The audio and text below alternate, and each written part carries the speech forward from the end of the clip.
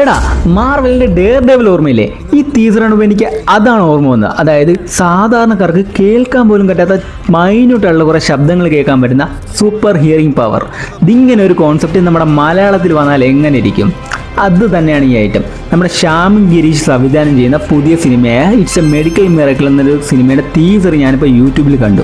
Exactly ഇത് ഈ same സംഭവമാണ് അതിനകത്ത് പറയുന്നത്. ഈ ടീസർ കണ്ടിട്ട് ഈ സിനിമ എനിക്കൊരു സിമ്പിൾ സ്റ്റോറി ആയിട്ട് ഫീൽ ചെയ്യുന്നേ ഇല്ല. കാരണം ഇതിനകത്ത് ഇൻട്രസ്റ്റിംഗ് ആയിട്ടുള്ള എന്തൊക്കെയോ കാര്യങ്ങൾ ഇവർ ഒളിപ്പിക്കുന്നത് വ്യക്തമാണ്. നമ്മുടെ നായകനായ സംഗീത് പ്രതാപൻ ഒരു ആക്സിഡന്റ് പറ്റി കോമയിലേക്ക് പോകുന്നതായിട്ട് കാണിക്കുന്നുണ്ട്. എന്നിട്ട് അവൻ ആ കോമയിൽ നിന്ന് എണീക്കുമ്പോഴത്തേക്കും ഇവനൊരു സൂപ്പർ പവർ ഇടുന്നു. അതായത് മൈന്യൂട്ടായിട്ട് മനുഷ്യർക്ക് കേൾക്കാൻ പറ്റാത്ത അത്രയും മൈന്യൂട്ടായിട്ടുള്ള ശബ്ദം ഇവന് കേൾക്കാൻ പറ്റുന്നു.